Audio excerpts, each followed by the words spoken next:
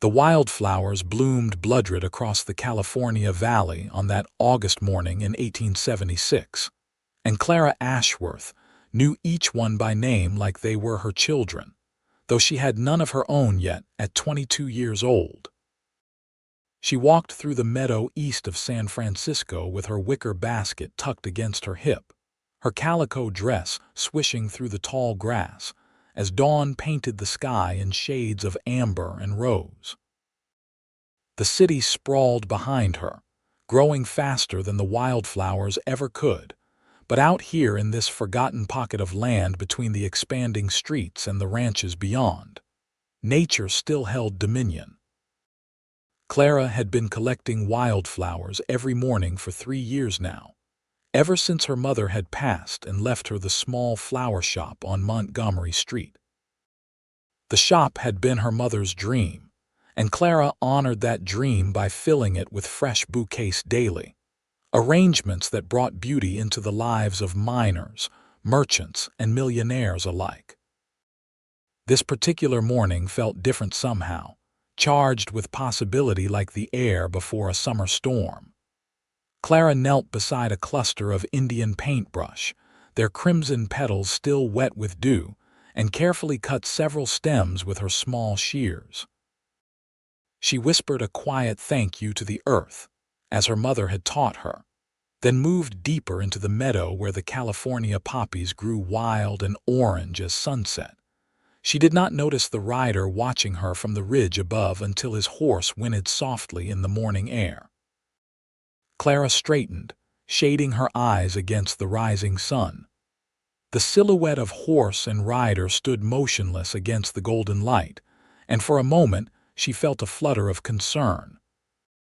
A woman alone in an isolated meadow made for an easy target, and San Francisco's rapid growth had brought all manner of people west, not all of them honest.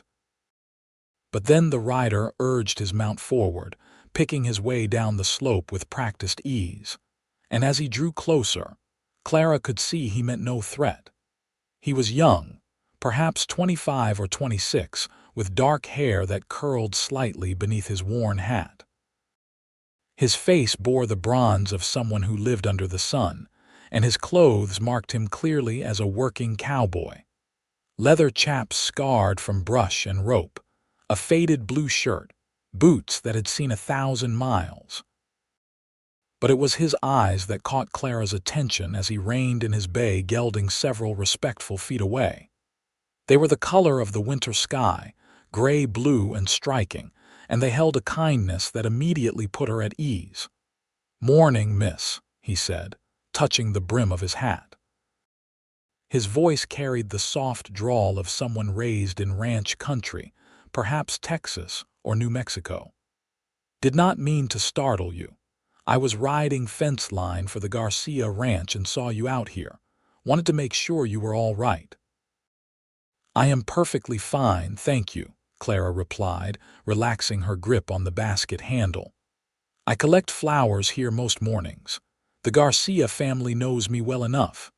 The cowboy nodded and his gaze drifted to her basket, overflowing now with the morning's harvest. "Those are mighty pretty." "You just like flowers, or is there purpose to it?" "I have a flower shop in the city. These will be in arrangements by afternoon." Clara found herself studying him with equal curiosity. Most cowboys who worked the ranches around San Francisco kept to themselves, driving cattle to market and moving on. This one seemed different somehow, more settled, more present. "A flower shop," he repeated, and a smile touched his lips. It transformed his serious face into something warmer, more approachable. "That is a fine thing. My mother used to say that flowers were God's way of reminding us that beauty still existed in a hard world. Your mother sounds like she was a wise woman." "She was." A shadow passed across his face, brief but unmistakable. "She passed 5 years back. Fever took her quick." "I am sorry for your loss. I lost my mother 3 years ago. The shop was hers." They stood in silence for a moment, two strangers bound by the common thread of grief, and the determination to honor those they had lost. The horse shifted its weight, saddle leather creaking, and the cowboy seemed to remember himself. "I should let you get back to your work. Name is Zachary Grayson, by the way. Zach, mostly. I have been working the Garcia spread for about 6 months now, Clara Ashworth." She offered him a small smile. "It was nice to meet you, Zach." He touched his hat again and started to turn his horse, then paused. His gaze fell on a single poppy that had somehow escaped Clara's notice, growing alone near a large rock. He dismounted in one fluid motion, walked over and carefully picked the flower. When he returned, he held it out to her. "One more for your basket," he said simply. Clara reached for it, but as her fingers closed around the stem, his hand lingered for just a heartbeat longer than necessary. Their eyes met, and something unspoken passed between them, quick as lightning and just as electric. "Thank you," she managed, her voice softer than she intended. Zach nodded, remounted his horse with the easy grace of someone born to the saddle, and rode off toward the eastern pastures. Clara stood watching until he disappeared over the rise, then looked down at the poppy in her hand. It was perfect, its petals unblemished, and when she brought it close, she could swear it still held the warmth of his fingers. She placed it carefully in her basket, apart from the others, and finished her morning's work with a strange lightness in her chest that had nothing to do with the beautiful day. Over the following weeks, Clara continued her morning ritual, and more often than not, Zach appeared on the ridge. At first, their encounters were brief, polite exchanges that never lasted more than a few minutes. He would check that she was safe, comment on the weather or the quality of the wildflowers, and then ride on. But gradually, almost imperceptibly, the conversations grew longer. He began timing his fence line rides to coincide with her flower gathering, and she found herself lingering in the meadow longer than necessary, hoping to see that familiar silhouette against the morning sky. One September morning, when the air had taken on the first crisp hint of autumn, Zach dismounted without preamble and walked alongside her as she moved through the meadow. His horse, a patient creature named Dusty, followed behind like a well-trained dog. "Tell me about your shop," he said as Clara knelt to gather some late-blooming lupines. "What is it like, working with flowers all day?" Clara considered the question as she snipped the stems with care. "It is like being a translator, I suppose. People come in with feelings they cannot quite express, and I help them say it with flowers. A man who wronged his wife brings roses. A daughter mourning her father chooses forget-me-nots. A young man courting his sweetheart wants something bright and hopeful, so I give him sunflowers or daisies." "And what would you choose if you were picking flowers for yourself?" The question caught her off guard. She sat back on her heels, truly thinking about it. "I suppose I would choose wildflowers like these. They are honest. They do not pretend to be anything other than what they are. They grow where they are planted and make the best of it, no matter how hard the soil." Zach crouched beside her, his shoulder nearly touching hers. He reached out and gently touched a purple aster. "Your mother would be proud of you running her shop and keeping it going." "I hope so. Some days I wonder if I am doing it justice. She had such a gift for arrangements, for knowing exactly what people needed. I try to follow her example, but it is not always easy." "Nothing worth doing is easy," Zach said quietly. "I learned that from my father. He was a rancher back in Texas, built his spread from nothing. Worked himself near to death doing it, but he never complained. Said that if something mattered enough, you found a way to make it work."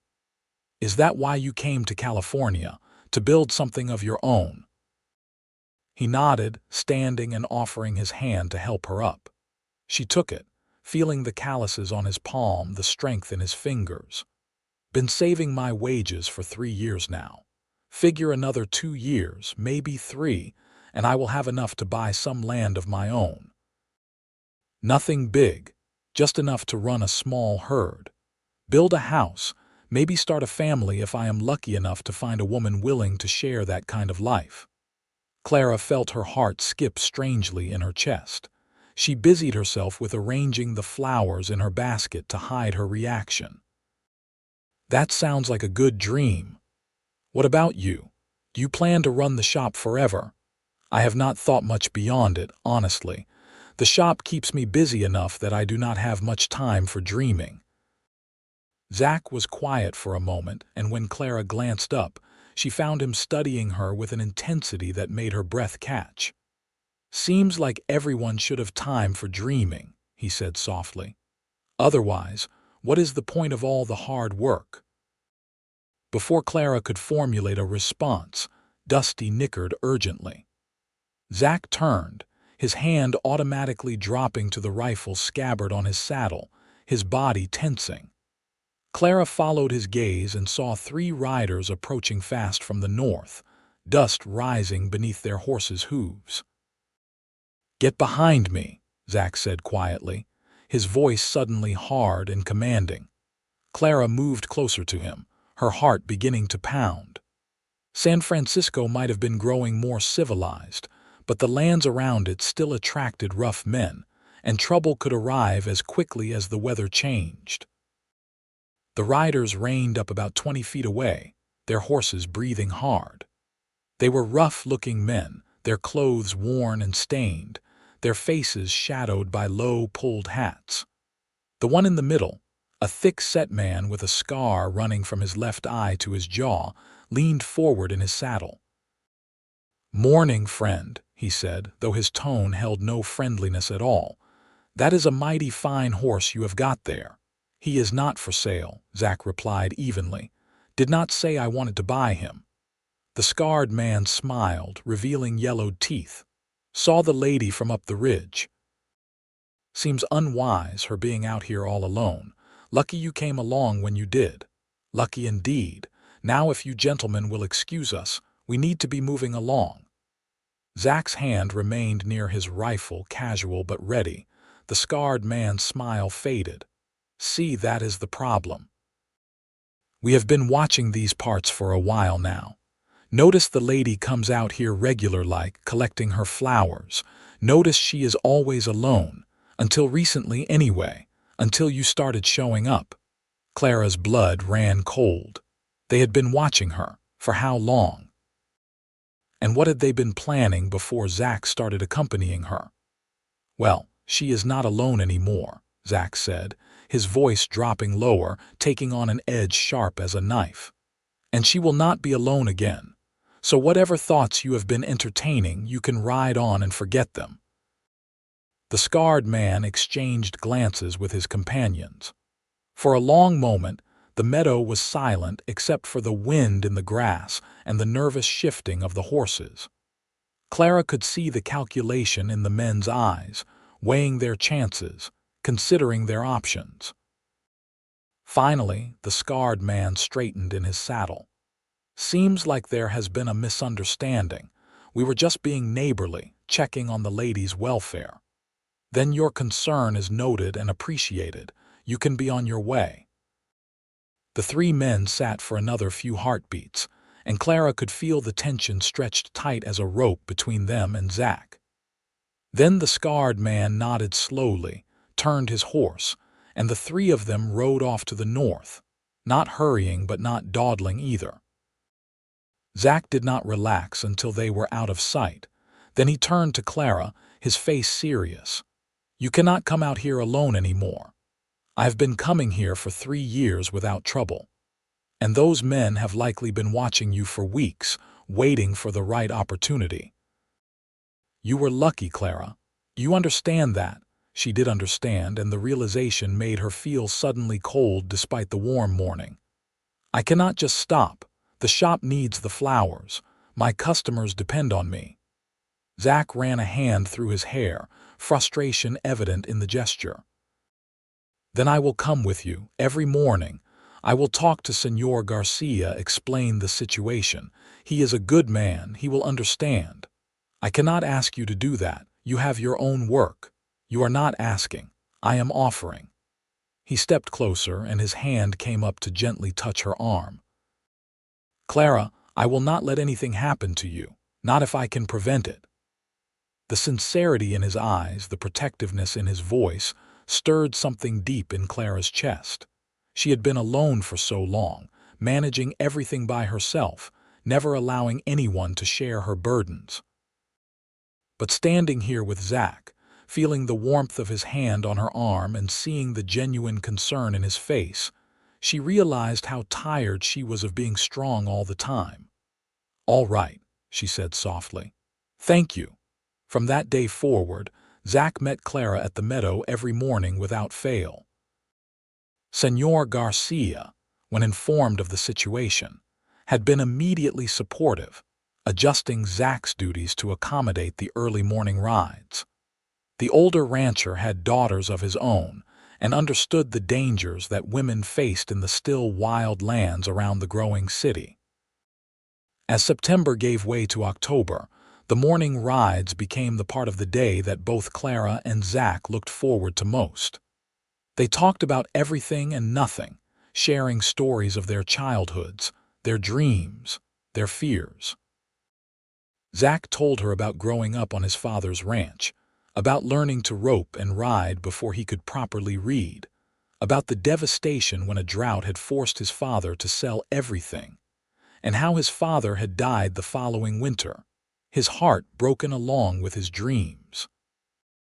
Clara shared her own stories about her mother's flower shop and how it had been a refuge in a city that could be harsh and unforgiving, about the loneliness that sometimes crept in during the long evenings when the shop was closed and she sat alone in the small apartment above it. She told him about her father, who had died when she was just a child, and how her mother had never remarried, pouring all her love and energy into Clara and the shop instead. With each conversation, they grew closer, the bond between them strengthening like a vine wrapping around a trellis. Zach began picking a single flower each morning and presenting it to Clara with a gallantry that made her heart flutter. She, in turn, started bringing an extra biscuit or muffin from her breakfast, wrapped in a napkin for him to enjoy during his morning ride. One foggy October morning, when the mist rolled in thick from the bay and turned the meadow into something ethereal and dreamlike, Zach picked a late-blooming wild rose, pink as a blush, and held it out to Clara. "For your collection," he said, as he always did. But this time, when Clara reached for it, he did not let go immediately. Instead, he held the stem gently, keeping the flower suspended between them. "Clara," he said, his voice rough with emotion, "I need to tell you something." Her heart began to pound. She could see the intensity in his eyes, could feel the weight of whatever words he was preparing to say. "These mornings with you have become the best part of my days. More than that, they have become the reason I wake up smiling. You have become the reason." He paused, gathering courage. "I know I am just a cowboy with more dreams than dollars. I know you have a business and a life in the city. But I am falling in love with you, Clara. I think I have been since the first morning I saw you in this meadow, and I cannot keep it to myself any more." Clara's breath caught in her throat. She had known her feelings were deepening, had felt the warmth spreading through her chest every time she saw him, but hearing him speak the words aloud made everything suddenly, beautifully real. "Zach," she whispered, "I am falling in love with you too." The smile that broke across his face was like sunrise breaking through clouds. He released the flower, letting it fall forgotten to the grass, and stepped closer. His hands came up to frame her face, gentle despite their calluses, and he looked at her with such tenderness that tears pricked at Clara's eyes. "May I kiss you?" he asked softly. In answer, Clara rose on her toes and closed the distance between them. The kiss was sweet and careful at first, a question and an answer all at once. But then Zach's arms wrapped around her, pulling her closer, and Clara let herself melt into his embrace, her hands fisting in his shirt as the kiss deepened. It felt like coming home, like finding something she had not even known she was searching for. When they finally pulled apart, both breathing hard, Zach rested his forehead against hers. "I am going to work harder than I ever have," he said fiercely. "I am going to save every penny. I am going to build something worthy of you." "You are already worthy of me," Clara replied, her hands still clutching his shirt. "You are worth more than you know." They stood there in the misty meadow, wrapped in each other's arms as the sun slowly burned away the fog and painted the world in gold. The wildflowers bloomed around them, bearing witness to the beginning of something beautiful. The next months passed in a blur of happiness that neither Clara nor Zach had known was possible. Their mornings in the meadow became sacred time, a daily affirmation of their growing love. Zach would arrive just as dawn broke, and they would walk together through the flowers, talking and laughing and stealing kisses when the joy became too much to contain. Then Clara would return to her shop, her basket full of flowers and her heart full of love, and Zach would ride out to the Garcia ranch to work harder than any hand Señor Garcia had ever employed. In November, Zach finally worked up the courage to call on Clara properly at her shop. He arrived on a Sunday afternoon, his hair still damp from washing, wearing his best shirt and a clean pair of trousers that Clara suspected he had borrowed or bought especially for the occasion. She invited him up to her small apartment above the shop, and they spent the afternoon talking over coffee and the apple cake she had baked that morning. "This place suits you," Zach said, looking around at the cheerful space Clara had created. Dried flowers hung from the ceiling, adding color and fragrance. Lace curtains softened the windows. A few precious photographs of her mother sat on the mantel. It was small but warm, a testament to Clara's ability to create beauty even in modest circumstances. "It is home," Clara replied simply. "For now, anyway." Zach turned to look at her, setting down his coffee cup. "What do you mean, for now?" Clara felt her cheeks warm. "I suppose I have been thinking about the future more than I used to, about what I want beyond just keeping the shop running." She met his eyes. "About what our future might look like if we were to have one together." "I want that more than anything," Zach said immediately. He crossed to where she sat and knelt in front of her chair, taking her hands in his. "I know it is probably too soon to be talking about this. We have only been courting for a couple of months. But Clara, I cannot imagine my future without you in it. I want to marry you. I want to build that ranch I have been dreaming about and fill it with children and laughter and all the happiness we can make together. I want to grow old with you and spend every morning for the rest of my life watching you collect wildflowers." Tears spilled down Clara's cheeks, but she was smiling through them. "I want all of that too. I want it so much it frightens me sometimes." "Then say you will marry me." "Not today, not tomorrow, but someday soon. Say you will be my wife." "Yes," Clara breathed. "Yes, Zach, I will marry you." He surged up and kissed her, and Clara wrapped her arms around his neck, holding him close. They stayed like that for a long moment, savoring the sweetness of promises made and futures planned. But as the autumn deepened toward winter, complications arose that neither of them had fully anticipated. Zach approached Señor Garcia about purchasing a piece of the ranch's eastern acreage, land that bordered the meadow where he and Clara had first met. The older rancher was sympathetic but firm. The price was fair but substantial, more than Zach had saved despite his careful economy. "I can give you a good deal, son," Señor Garcia said, sitting across from Zach in the ranch house's comfortable study. "But I cannot simply give the land away. I have my own family to think of, my own children who will inherit this ranch someday. You understand?" "Of course, señor." I would not ask you to do otherwise." Zach turned his hat in his hands, calculating. "If I work through the winter, pick up extra jobs in town when I can, I should have enough by spring." "That is a lot of extra work. You are already putting in full days here. It is for Clara, for our future." "I will do whatever it takes." Señor Garcia studied him for a long moment, then nodded. "You are a good man, Zachary Grayson. Clara Ashworth is lucky to have you. Very well. I will hold the land for you until spring, but no longer. I have other offers and I cannot turn away good money indefinitely." "I understand. Thank you, Señor. I will not let you down." True to his word, Zach began working every hour God gave him. He continued his duties at the Garcia Ranch, but he also took on jobs in San Francisco itself, helping with construction projects, loading cargo at the docks, anything that would pay. He still met Clara every morning in the meadow, refusing to give up that precious time together, but the exhaustion began to show in the shadows under his eyes and the weariness in his movements. Clara worried about him constantly. She suggested they wait longer to marry, that he slow down before he worked himself to death, but Zach was stubborn.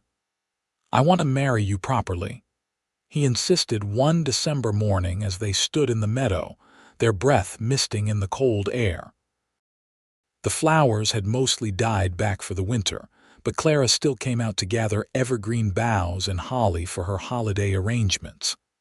"I want to have a home ready for you, a place that is ours. Not a rented room, not an apartment above a shop. A real home, Clara." "I do not care about those things," Clara protested.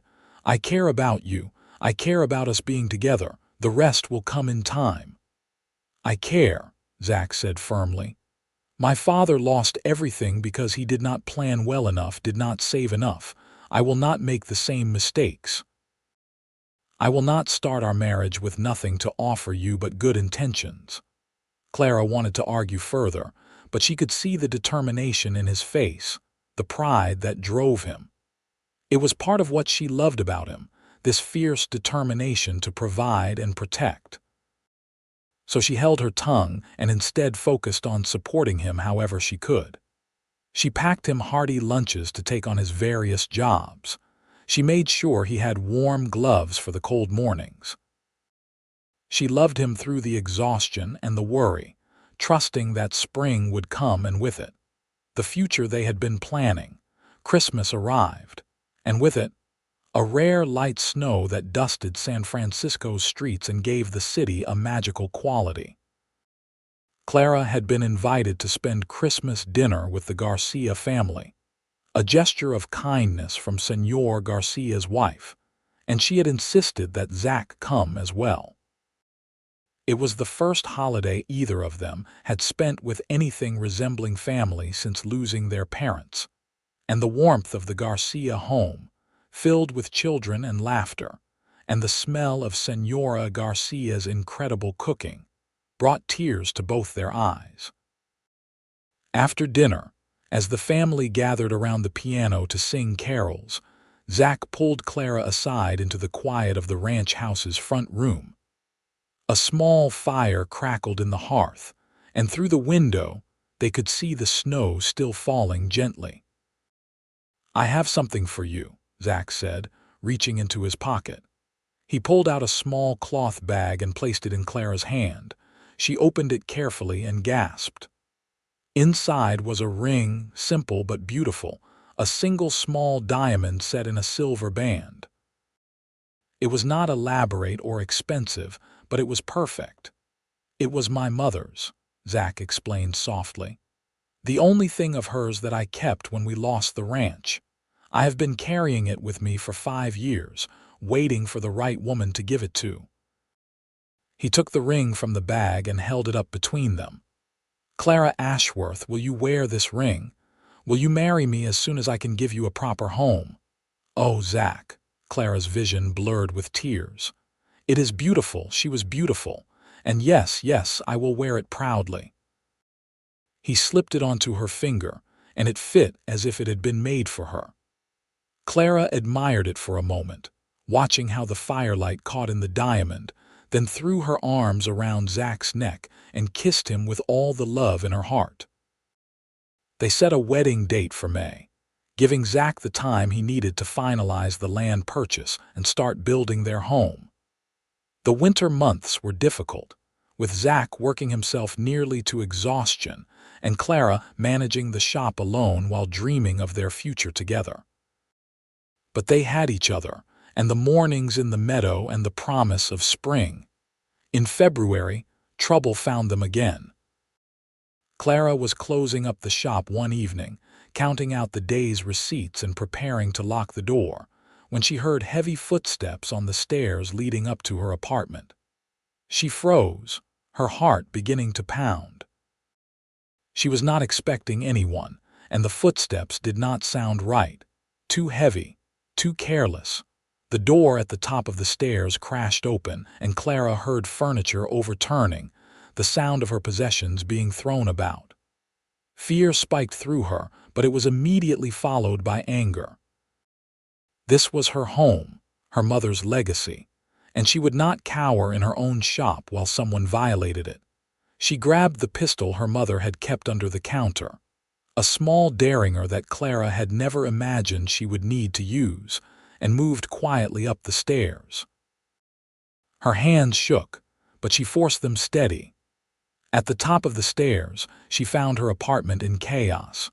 Drawers had been pulled open and emptied, her small amount of jewelry scattered across the floor. And standing in the middle of the destruction was the scarred man from the meadow, the one who had confronted her and Zach months ago. "Get out of my home," Clara said, her voice steadier than she felt. She raised the derringer, hoping he could not see how badly her hands were shaking. The scarred man turned slowly, his eyes widening slightly when he saw the gun, then narrowing with calculation.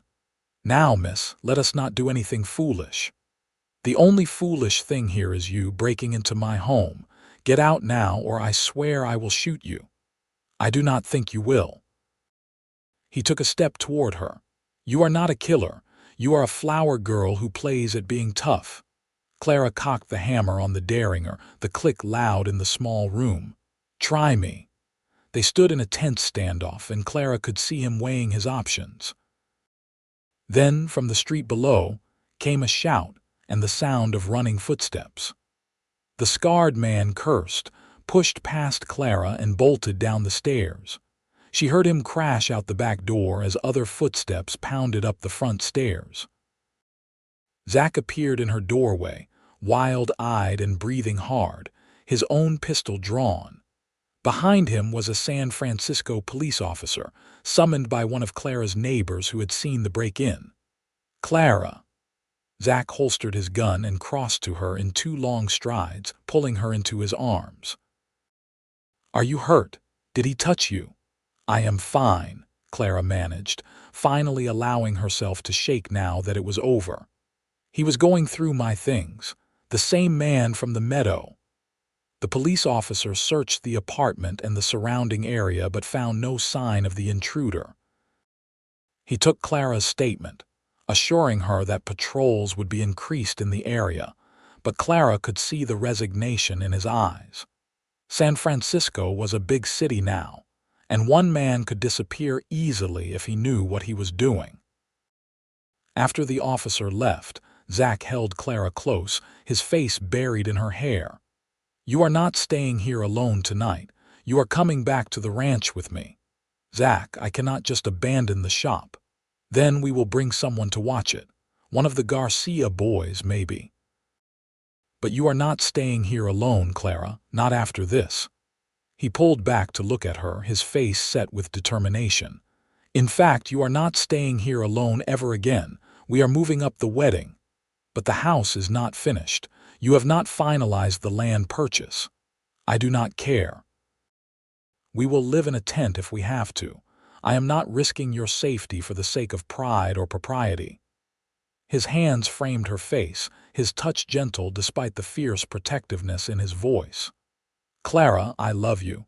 I need to know you are safe. Please marry me now." We will figure out the rest as we go." Looking into his eyes, seeing the love and fear and determination there, Clara felt her resistance crumble. What was she holding out for? A perfect house, a perfect setup.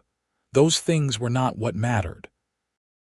What mattered was the man in front of her, the man who had ridden to her rescue without a second thought, the man who loved her enough to set aside his pride and his plans to keep her safe.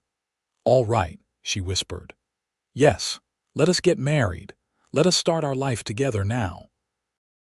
The relief in Zach's face was palpable. He kissed her softly, then with growing passion until they were both breathless. When they finally pulled apart, he rested his forehead against hers. "I promise you," he said quietly, "I will give you the life you deserve. I will build you that home. I will make you happy." "You already make me happy," Clara replied. "Everything else is just details." They were married 2 weeks later in a small ceremony at the mission church, with Señor and Señora Garcia standing as witnesses, and the Garcia children scattering wildflowers that Clara had dried and saved from the previous spring. Clara wore a simple cream-colored dress that had been her mother's, and Zach wore a new suit that he had splurged on despite his careful saving. They spoke their vows in the warm afternoon light streaming through the church windows, and when the priest pronounced them husband and wife, the kiss they shared was sweet with promise and bright with hope. The Garcia family hosted a small reception at the ranch, and as the sun set and the guests began to drift away, Zach took Clara's hand and led her outside. In the meadow where they had first met, where he had picked that first flower and changed both their lives forever, he had prepared a surprise. Someone, probably several someones from the ranch, had helped him set up a large canvas tent, sturdy and weatherproof. Inside, Clara found a real bed with a quilt Señora Garcia must have contributed, a small stove for warmth, and a table set with wildflowers in a mason jar. It was simple but lovely, a honeymoon suite fashioned from determination and love. "It is not much," Zach said, suddenly nervous, "but it is ours, and the land surrounding it, 300 acres, is ours too. I finalized the purchase yesterday. This is our home, Clara. This meadow, this land where we met. This is where we will build our future." Clara turned to him, tears streaming down her face, but she was smiling. "It is perfect. You are perfect. I love you so much." Their wedding night was tender and sweet, a gentle exploration of this new dimension of their relationship. Zach was careful with her, patient and loving, and when they finally lay tangled together in the soft bed, exhausted and happy, Clara felt more complete than she had in her entire life. "Tell me about the house you want to build," she murmured against his chest, tracing idle patterns on his skin. Zach's arms tightened around her. "A big kitchen for you with windows facing east so you can watch the sunrise while you work. A front porch where we can sit in the evenings and watch the wildflowers sway in the breeze. Enough bedrooms for the children I hope we will have. Nothing fancy but solid. A home that will last, that will shelter our family for generations." "It sounds wonderful." "We will start building in the spring. I have already been gathering materials, and some of the hands from the ranch have volunteered to help. Señor Garcia says it is payment for all the times I have helped his family." Zach pressed a kiss to the top of Clara's head. "By summer, we will have a real house. I promise you." True to his word, Zach began construction on their house as soon as the weather allowed. Clara continued running her flower shop, rising before dawn to make the ride into San Francisco, and returning each evening to the tent in the meadow where Zach would be waiting, covered in sawdust but smiling. On weekends, she worked alongside him and the ranch hands who came to help, measuring boards and pounding nails, learning the satisfaction of building something with her own hands. The house rose from the land slowly but surely, a testament to determination and community. Señor Garcia donated timber from his own land.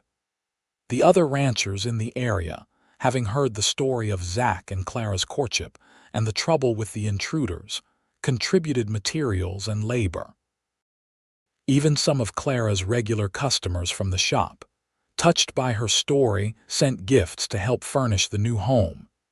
In June, as the wildflowers bloomed in riotous color around their land, the house was finally completed. It was not large, but it was beautiful in its simplicity. 2 bedrooms, a generous kitchen with the east-facing windows Zach had promised, a cozy sitting room with a fireplace, and that front porch perfect for watching sunsets.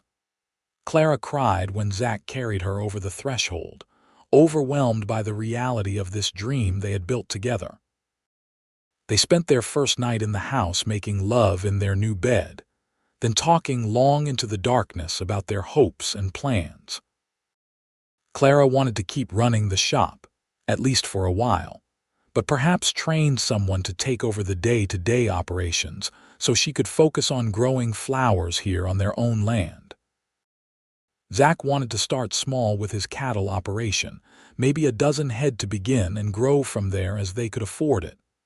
"And children?" Clara asked softly, her head resting on Zach's shoulder. "When do we start trying for those?" She felt Zach's smile against her hair. "I thought we had been trying since our wedding night." Clara laughed and swatted his chest playfully. "You know what I mean." "I know." He turned to face her, his hand coming up to cup her cheek. "I want children with you, Clara. I want to fill this house with them. I want to teach our sons to ride and rope. I want to watch you teach our daughters about wildflowers and beauty and strength. I want it all, every bit of the future we can build together."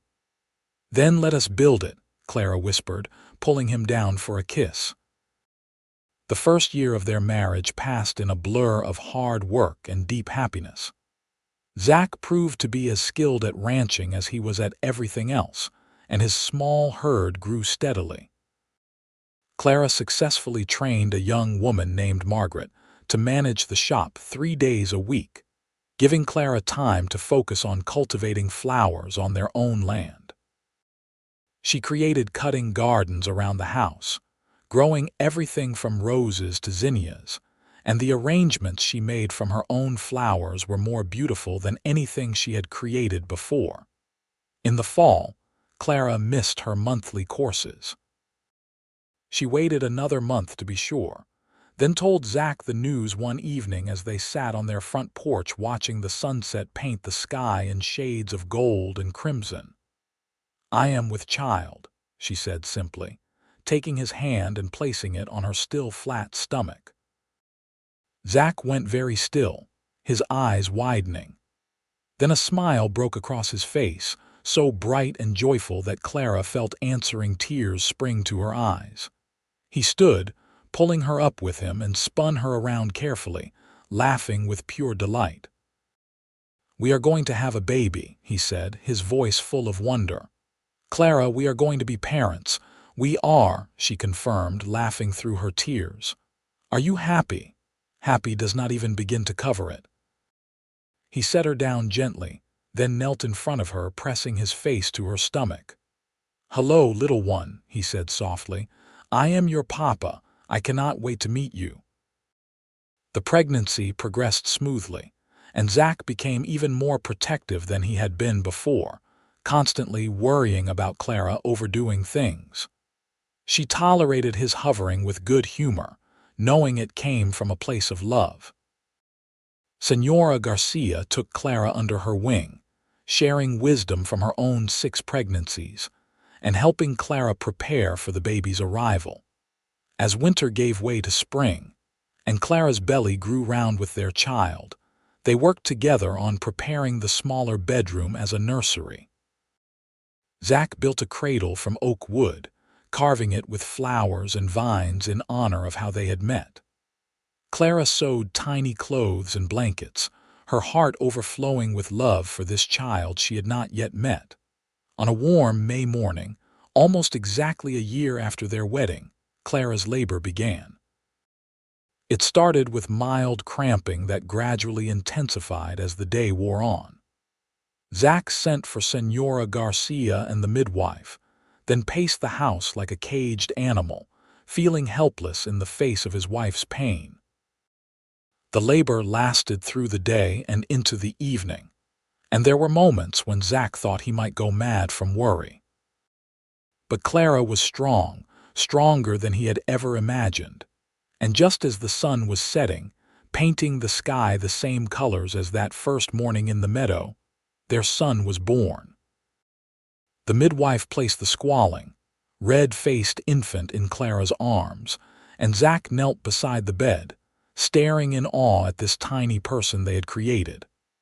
The baby had Clara's delicate features and Zach's dark hair, and when he opened his eyes for the first time, they were gray-blue like his father's. "He is perfect," Zach breathed, carefully touching his son's impossibly small hand. The baby's fingers closed around his, gripping with surprising strength, and Zach felt his heart expand in his chest. "What should we name him?" Clara asked, her voice exhausted but happy. They had discussed names throughout the pregnancy but had never quite decided. Now, looking at their son, Zach knew exactly what felt right. "Thomas," he said. "After your father, Thomas Grayson." Clara's eyes filled with tears. "My father would have been so honored. Yes, Thomas, our little Tommy." Over the following months, they fell into the rhythms of parenthood. Tommy was a good baby, healthy and happy, and watching Clara with their son made Zach fall in love with her all over again. She was a natural mother, patient and loving, singing to Tommy as she nursed him and teaching him about the flowers even though he was far too young to understand. The ranch continued to grow. Word of Zach's skill with cattle and his honest dealing spread, and other ranchers began seeking his advice and his stock. By Tommy's first birthday, Zach had been able to expand their herd significantly and hire 2 ranch hands to help with the work. Clara had officially made Margaret the primary manager of the flower shop, visiting only twice a week to oversee operations and maintain relationships with her best customers. The rest of her time she spent on the ranch, raising Tommy and growing her flowers. Life was good, better than either of them had dared to dream. But the memory of those men from the meadow, particularly the scarred man who had broken into Clara's apartment, occasionally haunted them. Zach remained vigilant, always aware of his surroundings, always keeping his rifle close when he worked the far pastures. 2 years after Tommy's birth, Clara became pregnant again. This pregnancy was more difficult than the first, with severe morning sickness that lasted well into the 4th month and exhaustion that seemed to permeate her bones. But she endured it with grace, and in the spring of 1880, she delivered a healthy baby girl they named Rose, after Clara's mother. Rose was different from her brother from the start. Where Tommy had been placid and easy, Rose was fussy and demanding, wanting constant attention and affection. But she was also bright and curious, her eyes taking in everything around her with an intensity that suggested she was already trying to figure out how the world worked. With 2 children and a growing ranch, life became busier than ever. But it was a good kind of busy, the kind that came from building something meaningful. Zach would often pause in his work to watch Clara playing with the children in the flower gardens, Tommy toddling after her with his own small basket while she carried Rose in a sling against her chest, and he would feel a gratitude so profound, it was almost painful. One summer evening, when Tommy was 4 and Rose nearly 2, the family was sitting on the front porch enjoying the cool breeze after a hot day. Tommy was playing with wooden horses Zach had carved for him, and Rose was drowsing against Clara's shoulder, fighting sleep as she always did, reluctant to miss even a moment of life. "You remember that first morning?" Clara asked, her eyes on the meadow where the wildflowers swayed in the twilight. "When you saw me collecting flowers and rode down to check on me," Zach reached over and took her free hand, lacing their fingers together.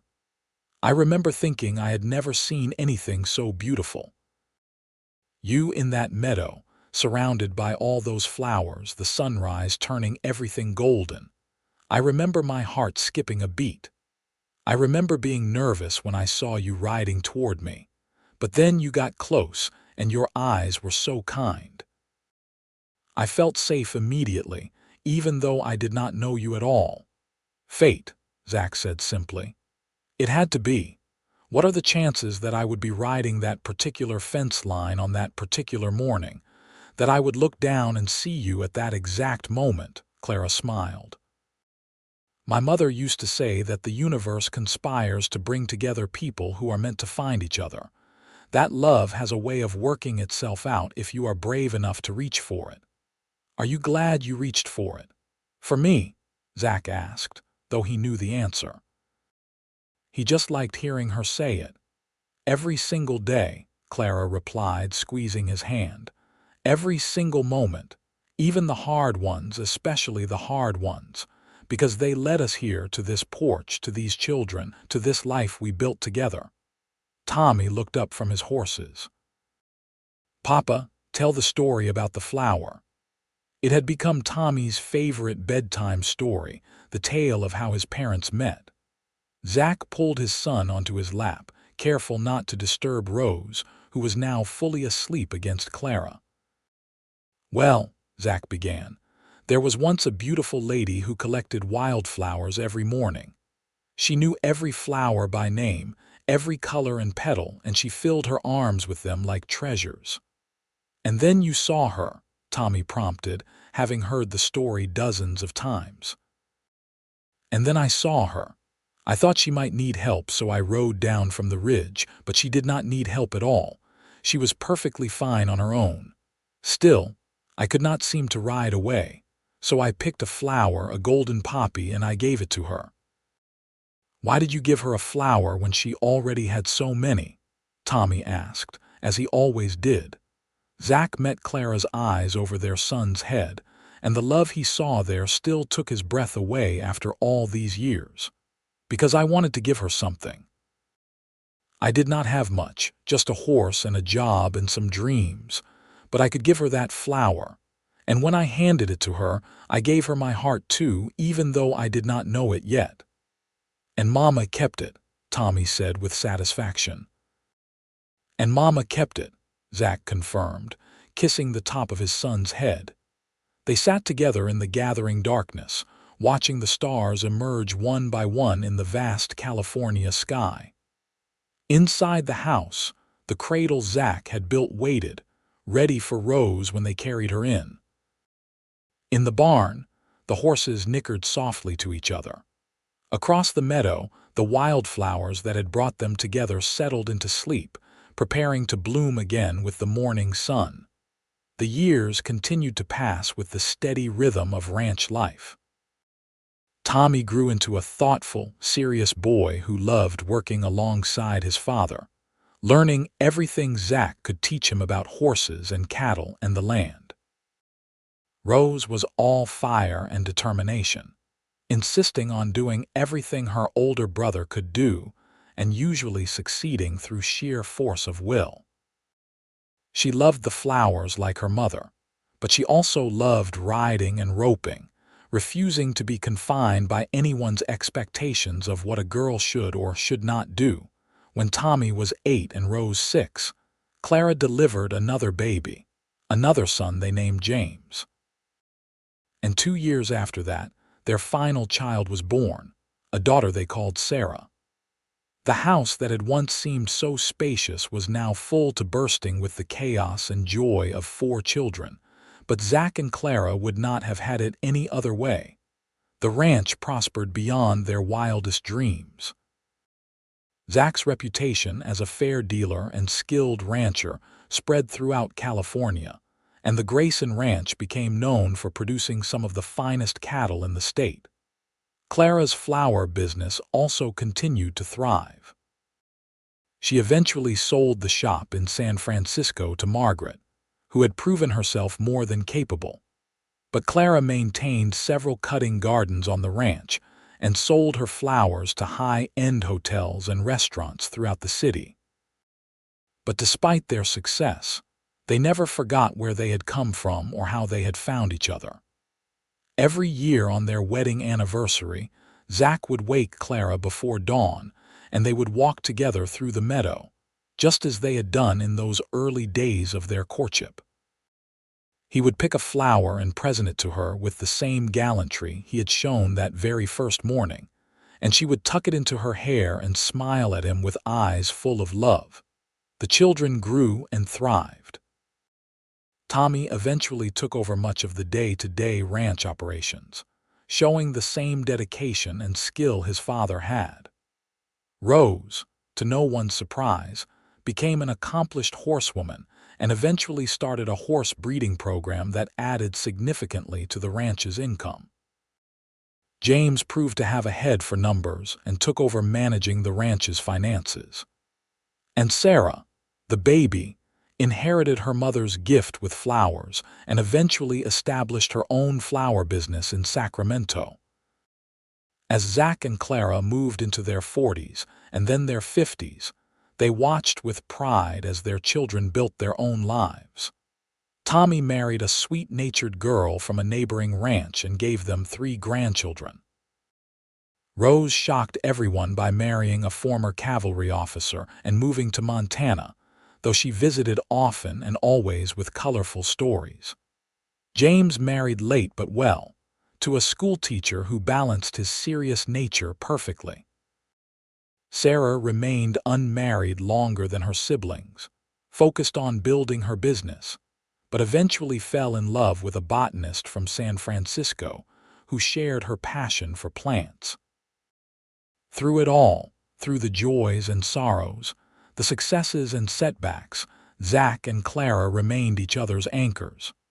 They still took their morning walks when they could, though age had slowed their steps. They still sat on the front porch in the evenings, holding hands and watching the sunset paint the sky. They still loved each other with the same intensity they had felt in that meadow all those years ago, perhaps even more deeply now, weathered and strengthened by the years they had shared. One morning in the spring of 1901, when Zach was 62 and Clara 59, they walked together through the meadow just as they had done hundreds of times before. The wildflowers were blooming in spectacular profusion, as if nature itself was celebrating their continued presence. Zach's hair was now silver, and Clara's dark locks were threaded with gray, but their hands were still strong, still capable of the work they loved. Zach bent down, his movements slower than they once were but still graceful, and picked a California poppy, its petals the same golden orange they had been on that first morning 25 years ago. He turned to Clara and held it out. "For your collection," he said, just as he always had. Clara took it, her smile as bright as the flower itself. "You have been giving me flowers for 25 years now, and I will keep giving them to you for another 25 if the Lord grants us that much time." Zach pulled her close, and she came easily, fitting against him as she always had. "Do you have any regrets, Clara? Anything you wish had been different?" Clara looked up at him, and in her eyes he saw the reflection of their life together. The struggles and triumphs, the children and grandchildren, the ranch they had built from nothing but dreams and determination. "Not a single one," she said firmly. "You picked that flower and gave it back to me with your heart, and accepting it was the best decision I ever made. Everything good in my life came from that moment." "Everything good in my life came from you," Zach replied, kissing her forehead tenderly. They stood together in the meadow, surrounded by wildflowers and memories, 2 people who had found each other against all odds and built something beautiful together. Around them, the ranch hummed with life.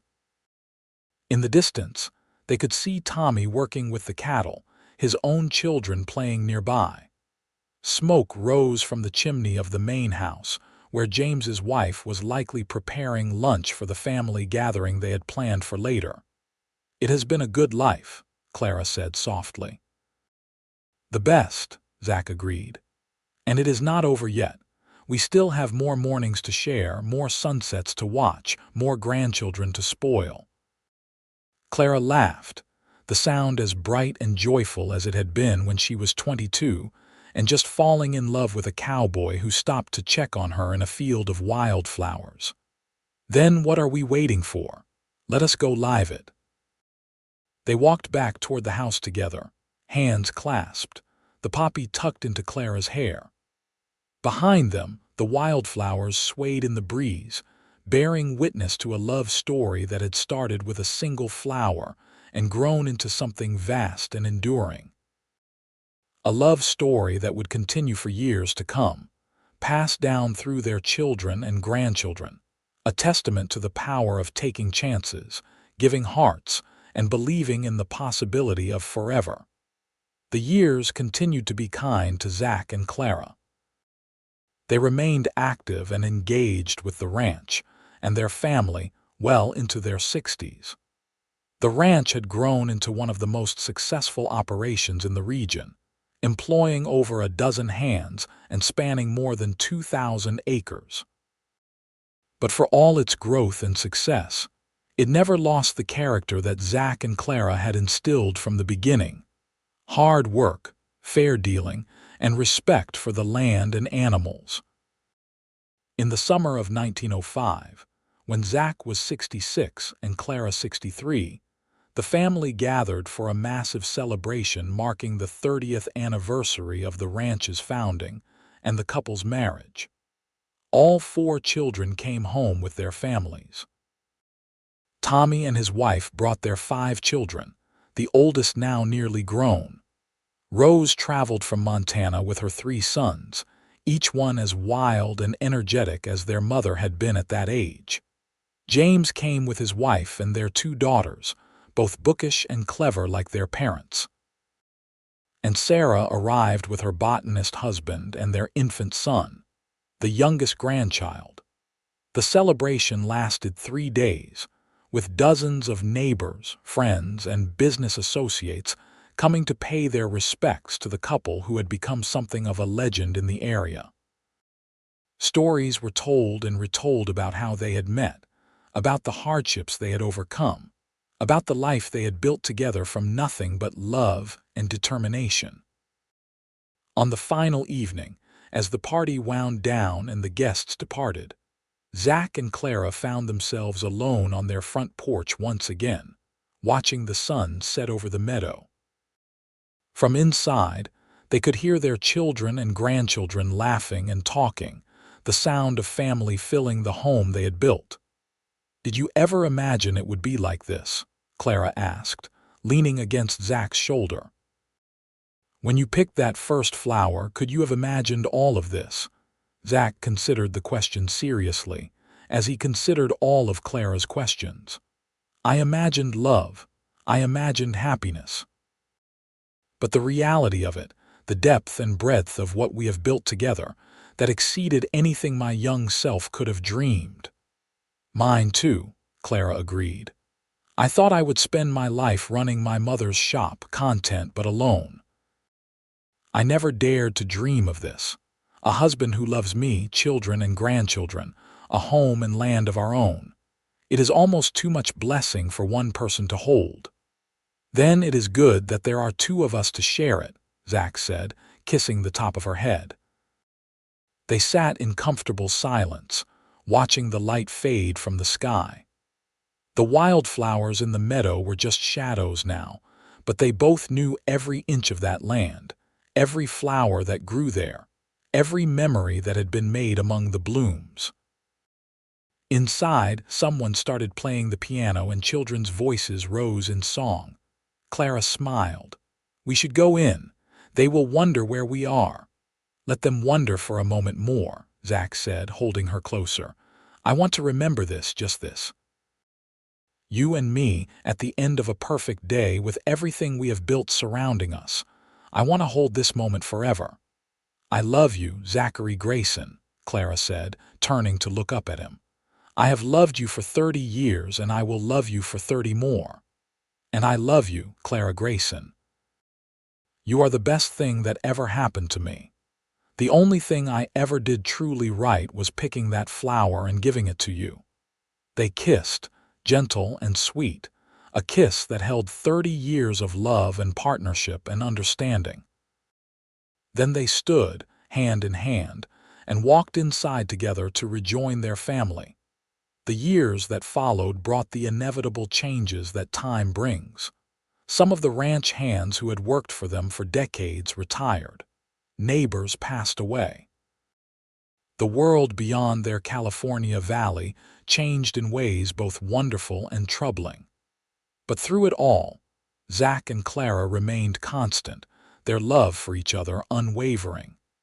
In 1910, they celebrated their 35th wedding anniversary with a quieter gathering, just immediate family. Zach was 71 now, Clara 68, and while they were still active and engaged, age had begun to slow them noticeably. Zach's joints ached on cold mornings, and Clara tired more easily than she once had. But their spirits remained strong, and their love for each other had only deepened with time. That spring, Zach surprised Clara by commissioning a portrait artist from San Francisco to paint them. They posed on their front porch, Clara in her best dress with wildflowers in her hands, Zach in his finest suit with his arm around her shoulders.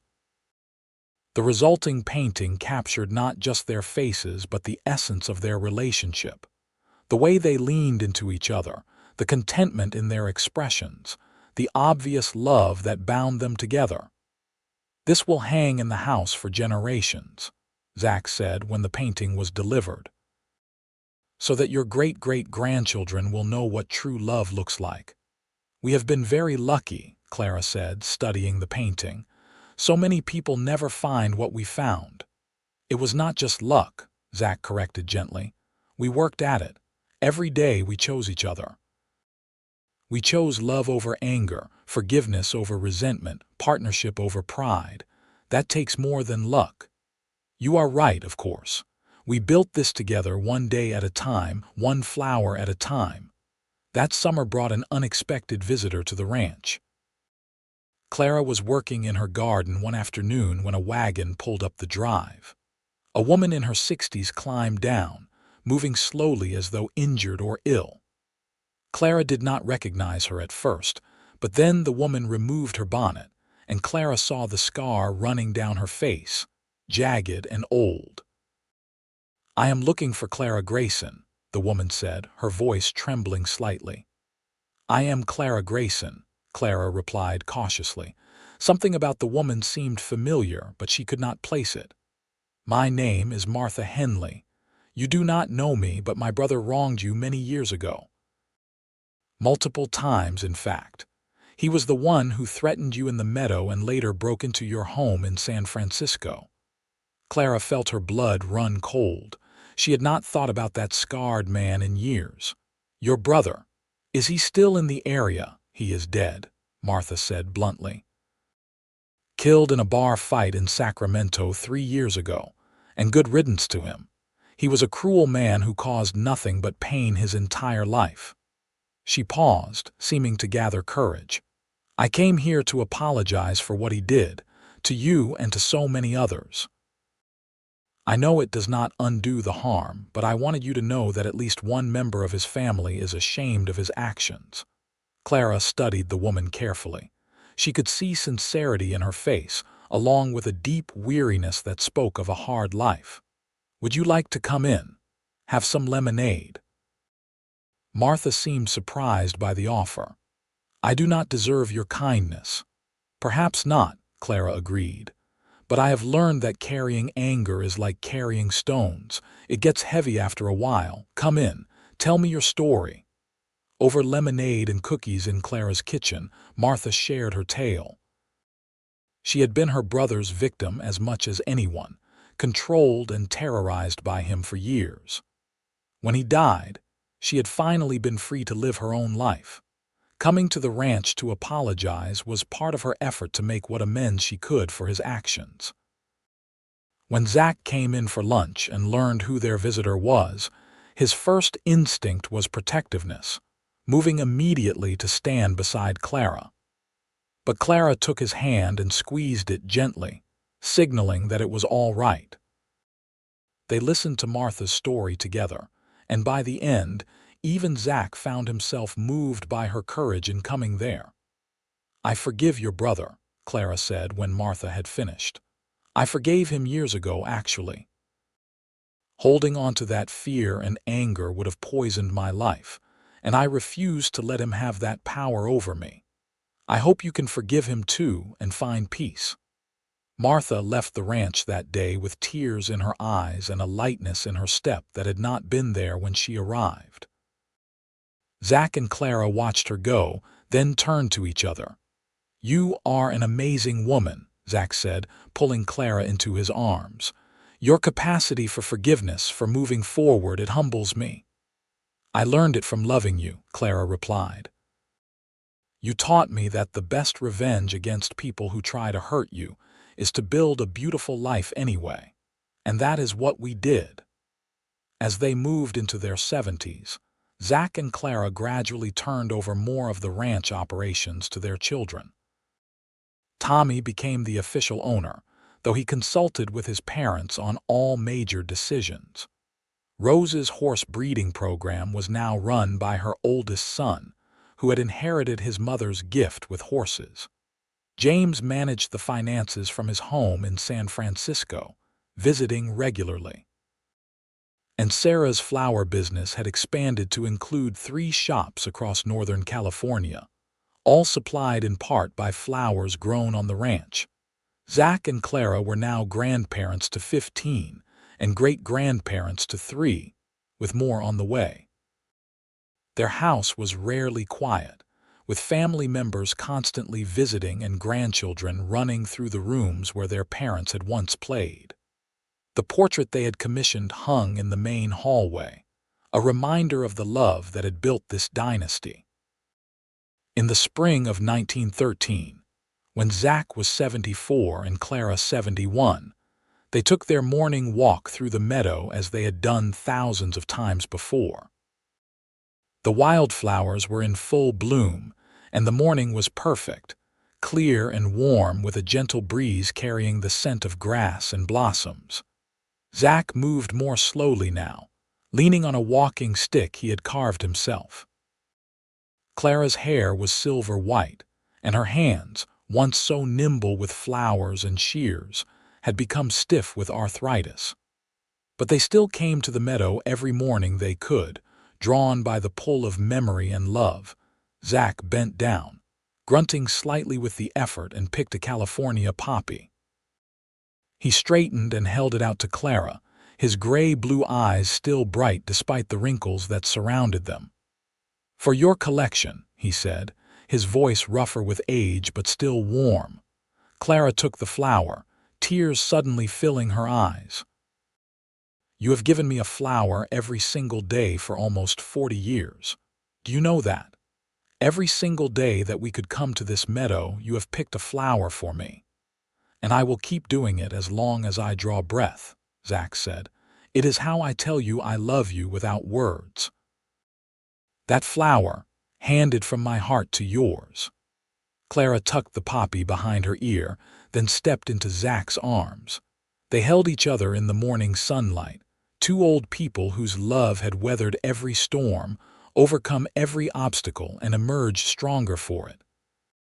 "Promise me something," Clara said against his chest. "Anything. Promise me that if I go first, you will not grieve too long, that you will remember all the joy we had and let that sustain you." Zach pulled back to look at her, his expression serious. "I promise that I will try. But Clara, losing you would be like losing half my soul. I do not know how to exist without you anymore. And I feel the same. But one of us will have to learn eventually. That is the price of a long, happy marriage. So promise me that whichever one of us is left behind will keep living fully, We'll keep finding joy. We'll keep telling our story so that our great-great-grandchildren know what we built." "I promise," Zach said solemnly. "On my honor and on the love I bear you, I promise." They sealed the promise with a kiss, then walked slowly back to the house together, ready to face whatever years remained to them. As it turned out, they had several more good years together. They continued their morning walks when weather and health permitted. They attended christenings and weddings and celebrations. They held great-grandchildren and marveled at how quickly time passed, how the years that had once seemed so vast had compressed into moments, precious and fleeting. On a warm afternoon in May of 1918, as the world beyond their valley was consumed by war and upheaval, Zach and Clara sat on their front porch together. Clara was dozing in her favorite chair, a quilt across her lap despite the warmth of the day. Zach sat beside her, watching her sleep and thinking about how beautiful she still was, even at 76 years old. Clara stirred and opened her eyes, smiling when she saw him watching her. "Have I been sleeping long? Just a little while. I did not want to wake you. I was dreaming about the meadow, about that first morning when you rode down to check on me. Do you remember?" "Like it was yesterday," Zach said, reaching over to take her hand. "You were wearing a calico dress and your basket was full of flowers. The sunrise was turning everything golden, and you looked like something out of a dream. I was so nervous when I saw you riding toward me, but then you got close, and your eyes were so kind. I knew immediately that you were different, that you were special. We were both special, Clara. Or maybe what we had together was special. Either way, we have been blessed beyond measure." "We have," Clara agreed. She shifted in her chair, wincing slightly. The arthritis that had been troubling her for years had gotten worse recently, and some days the pain was significant. But she never complained, bearing it with the same grace she had borne everything else life had thrown at her. "Are you in pain? Should I get your medicine?" Zach asked, concerned. "I am all right, just a little stiff from sitting." She squeezed his hand. "Sit with me a while longer. Tell me about your dreams for the ranch, for our family." "My dream is that they continue what we started, that they treat the land with respect, the animals with kindness, each other with love, that they remember that hard work and integrity matter more than money or status, that they pass these values on to their children and their children's children until the Grayson name means something good in this valley." "It already does," Clara said softly. "You built that, Zach. You came here with nothing but dreams and determination, and you built an empire of sorts. But more than that, you built a family. You built a legacy of love. We built it together," Zach corrected. "Every bit of it together." They sat in comfortable silence, holding hands and watching the afternoon light paint shadows across the meadow. From inside the house, they could hear Tommy's wife preparing dinner and grandchildren playing. The sounds of family, of life continuing, surrounded them like a warm blanket. As the sun began to set, Clara sighed contentedly. "It has been a good life, Zachary Grayson. The very best life I could have imagined." "The very best," Zach agreed, raising her hand to his lips and kissing it gently. That night, Clara passed away peacefully in her sleep, Zach holding her hand as she slipped away from him. The doctors said it was her heart, simply worn out after 76 years of loving and living and beating steadily through countless mornings in the meadow. The funeral was attended by hundreds of people whose lives Clara had touched. The church overflowed with wildflowers, every variety that grew in the meadow where she and Zach had met. Her children and grandchildren and great-grandchildren gathered to mourn and remember and celebrate the incredible woman who had been the foundation of their family. Zach stood beside her grave, his heart shattered but his spine straight, and spoke about the woman he had loved for more than 40 years. He told the story one more time, about the flower girl in the meadow and the cowboy who had stopped to check on her. About the single poppy he had picked and handed to her, giving her his heart without even knowing it. About the life they had built from that simple gesture, the love that had sustained them through every challenge, every joy, every sorrow. "She asked me to promise that I would not grieve too long," Zach said, his voice breaking slightly. "That I would keep living, keep finding joy. It is a hard promise to keep when your heart has been buried alongside your wife, but I will try. For her, I will try." In the months that followed, Zach kept his promise as best he could. He still took his morning walks in the meadow, though they were slower and lonelier now. He still picked a flower each morning, though he had no one to give it to anymore except Clara's grave. He spent time with his children and grandchildren, telling stories of their mother and grandmother, keeping her memory alive and vibrant, but the spark had gone out of him. Everyone could see it. Without Clara, Zach was only half alive, going through the motions but not truly present. He ate because his family insisted, slept because exhaustion overtook him, continued because stopping would have broken his promise to Clara. On a crisp autumn morning in October of 1919, just 5 months after Clara's passing, Zach went for his walk in the meadow one final time. Tommy found him there an hour later, lying peacefully among the wildflowers with a smile on his face and a California poppy clutched in his hand. The doctors said it was his heart, like Clara's, but the family knew better. Zach had died of a broken heart, unable to bear the separation from his beloved wife any longer. He was 80 years old, and he had kept his promise to Clara as long as he could. But in the end, his love for her had been too strong, and he had followed her into whatever came next.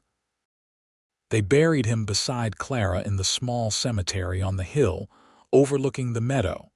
His children placed the poppy he had been holding in his coffin, symbol of the love that had defined his life. The headstone they erected bore a simple inscription. He picked a flower and gave it with his heart. She kept both forever. The years passed, and the ranch continued to thrive under Tommy's management and eventually under his children's. The meadow where Zach and Clara had met became a sacred place to the family, preserved in its wild state even as the surrounding land was developed and changed. Grandchildren and great-grandchildren and great-great-grandchildren walked there, picking wildflowers and learning the story of the cowboy and the flower girl who had started it all. The portrait of Zach and Clara hung in the main house for generations, a reminder of what true love looked like. Young couples getting married would stand before it, touching it for luck, hoping that their love would be even half as strong and enduring. The story was told and retold, growing in the telling but never losing its essential truth. That love, when nurtured and protected and chosen every single day, could transform everything. The flower shop that Clara had inherited from her mother and eventually sold to Margaret continued to operate for more than a century, eventually becoming a San Francisco landmark. Sarah's botanical business grew into a thriving enterprise with shops throughout California. Rose's horse breeding program became famous throughout the West. James's financial acumen kept the family fortune growing for generations, and Tommy's stewardship of the ranch ensured that it remained a viable, thriving operation well into the 21st century. But more than any business success or financial gain, Zach and Clara's true legacy was the example they set. They showed their descendants and everyone whose lives they touched that love was not just a feeling but a choice, made fresh every morning. That hard work and integrity mattered. That you could build something beautiful from nothing if you had courage and determination, and someone to build it with. The wildflowers in the meadow continued to bloom every spring, painting the valley in riots of color. And if you walked there at dawn, when the light was just right and the air was still cool and fresh. You could almost see them. A young woman with a basket collecting flowers, and a cowboy on horseback riding down from the ridge, holding out a single golden poppy like an offering, like a promise, like the beginning of forever.